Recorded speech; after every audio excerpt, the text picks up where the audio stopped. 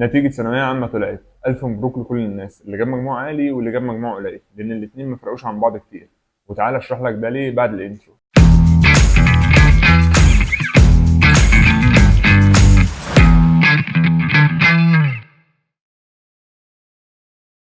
السلام عليكم ورحمة الله وبركاته، جود داي يا شباب، يا رب تكونوا بخير. أنا عارف إن النتيجة لسه طالعة، بس تعالى نرجع خطوتين لورا. المدرسة عموما بندخلها ليه؟ في ناس كتير يقول لك أنا دخلت المدرسة وما اتعلمتش حاجة. بص، المدرسة بتعلمك الأساسيات بتاعت الحياة. وثانوية بتعلمك الالتزام، يعني يبقى عليك حاجة بتخلصها بعد فترة، عشان لو أنت بتاخد دروس بيبقى عندك مواعيد امتحانات وريدو والحاجات الجميلة دي كلها. كلنا عدينا بكل الحاجات دي.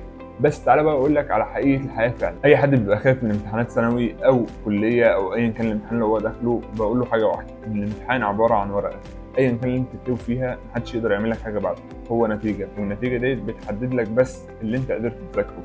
واللي انت قدرت تذاكره مش كله كان مهم، او مش كله كان لازم تطلع بالنتيجه اللي هي 90% و99%. النتيجه اللي طلعت ديت مش بتحدد مستقبلك، ومش لازم تشتغل باللي جالك. في ناس كتير بتجيلها مجاميع عاليه جدا يبقى هو عايز يدخل كليه بمجموع قليل، او ان هو داخل الكليه ديت لمجرد ان هو يبقى زي ابن خالته. مش لازم تبقى زي ابن خالتك، ابن خالتك مش من العشره المبشرين بالجنه.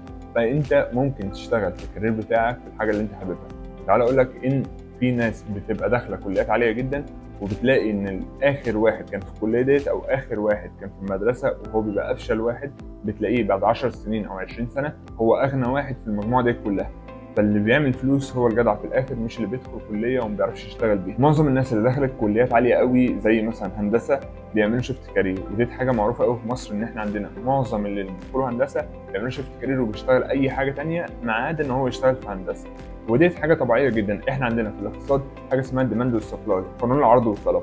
احنا في الاول كان الناس بتبقى عايزه ابنهم يدخل هندسه او طب، لان المهندسين والاطباء كانوا بساط جدا في المجتمع، فكانوا بيبقوا عايزين ان هم يدخلوا لان الشغل كان موجود كتير جدا وبوفره وفلوسه كانت اكتر بكتير. لكن احنا بعد سنين كتير بقت هندسه فيها ناس كتير جدا، وطب بقت فيها ناس كتير جدا، فكل كليات القمه بقت فيها ناس كتير جدا.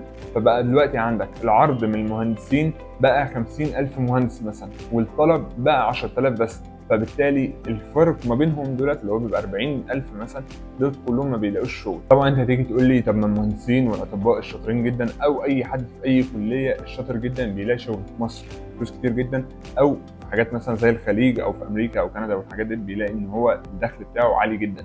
حاجه اقول لك طب بنفس المنطق ده تعال نروح ان انت بتشتغل اي شغلانه تانية، بتكتب مقالات، بتشتغل محاسب، محامي، ايا كانت بقى الشغلانه بتاعتك. كل ما تفوقت فيها كل ما خدت فلوس اكتر. يبقى احنا عندنا هنا المنطق ايه؟ ان انت كل ما تشتغل على نفسك اكتر وتتعلم اكتر تقبض اكتر. مش كل ما تدخل كليه قمه اعلى تاخد فلوس اكتر. يعني مش معنى ان انت جبت 99% ان انت تاخد فلوس كتير. ممكن تجيب 99% وما تاخدش فلوس خالص، وممكن تجيب 50% وتاخد فلوس كتير جدا. وبما ان النتيجه طلعت وفي ناس طبعا جابت مجاميع قليله، عايز افهمك ان نفسيتك اهم بكتير من اللي انت فيه. وده كلامي موجه للاباء. نفسيه ابنكم اهم بكتير من ان هو يجيب 90% و99% ويدخل الكليه اللي انتوا عايزينه يدخلها. حاولوا تخلوه يدخل الكليه اللي هو عايز يدخلها، او حتى لو دخل الكليه اللي انتوا عايزينها حاولوا ان هو يمشي ورا الهدف اللي هو عايزه. لو بيعرف يعمل اي حاجه بايديه، لو بيعرف ان هو يرسم، يغني، يعمل اي حاجه، بيحب البروجرامينج مثلا على الكمبيوتر، حاولوا ان انتوا تدوا كورسات في الحته دي وتنموا الحته دي عنده. ما تضغطوش عليه ان انت طب احنا دخلناك كليه اللي انت جبت المجموع، وتفضلوا تقولوا هو انت السبب وانت اللي دخلت في ده. طيب هو دخل الكليه دي، سيبوه بقى فيها، هو هيعرف يتعامل فيها. طبعا النصائح بتاعتكم مهمه جدا، وانا عارف ان انتوا تعبتوا كتير وصرفتوا كتير جدا في الدروس وتعبتوا اعصابكم وما نمتوش طول الليل وخايفين عليه وهو في الامتحان وراجع من الامتحان. كل ده انا فاهمه، بس اللي حصل حصل. والرزق ده حاجه بتاعت ربنا مش بتاعت اي حد. مش معنى ان هو جاب 50% ان هو مش هيجيله فلوس، ومش معنى ان هو جاب 90% ان هو هيبقى مليونير. ديت ملهاش علاقه بديت خالص، كلها توفيق ورزق من عند ربنا. بعد ما انت خلاص دخلت الكليه اللي انت اخترتها وجالك التنسيق واترميت مثلا في اخر الدنيا، كل ده مش مشكله. المهم بقى دلوقتي ان احنا نركز على نفسنا. حاول ان انت على طول تشوف ايه اللي انت حابه وتاخد فيه كورسات بدري. اوعى تقول ان انا بعد الاربع او 5 سنين اللي انا هاخدهم في الكليه هبدا اتعلم. اكبر غلط انا عملته وناس كتير حواليا عملته.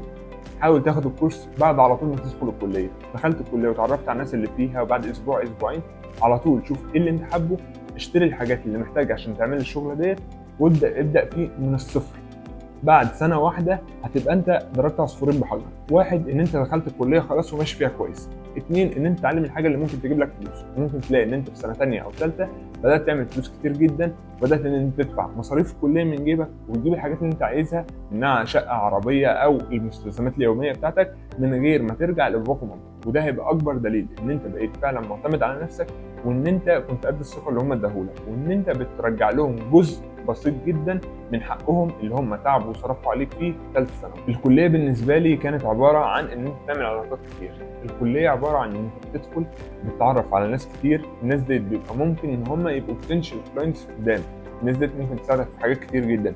وبعدين انت لما بتعمل دايره تعارف كبيره جدا في الكليه، بيبقى عندك النسبه اعلى ان انت مثلا لما تعمل مشروع او شركه يبقى عندك ناس كتير بتساعدك. منهم مثلا لو انت عملت شركه ومحتاج ديزاينرز وناس بتاع ديكور وناس بتعرف تشتغل على الكمبيوتر وناس بتعرف تعمل ابلكيشنز وويب سايتس والكلام ده كله، غالبا هتلاقيهم في الدايره بتاعتك في الكليه.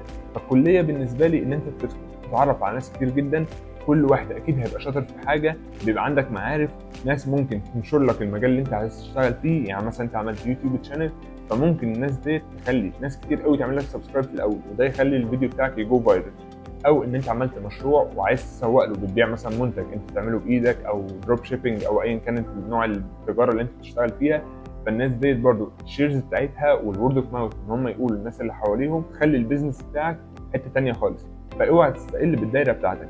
كمان انت لو دخلت ايفنتس والحاجات اللي بتتعمل في الكليات دي هتفيدك كتير جدا، ان انت هتخليك تتعلم ازاي تتعامل مع الناس، ازاي تتكلم مع الناس، ازاي ان انت ممكن كمان تبقى قائد. لان انت لو القائد بتاع او الليدر بتاع المجموعه بتاعتك دي، هتنمي فيك حاجات كتير جدا هتستعملها في البيزنس قدام. في الاخر عايز اقول لك ان مش كل اللي دخل كليات القمه نجح، ومش كل اللي دخل الكليات اللي هي تجاره، سياحه، فنادق، حقوق، الكلام ده كله فشل. في ناس كتير قوي دخلت الكليات الكبيره وفشلت جدا، وقرروا ان هم يا اما يروحوا كليات تانية، يا اما اترفضوا من الكليه، يا اما ما نجحوش بعد كده لما اتخرجوا.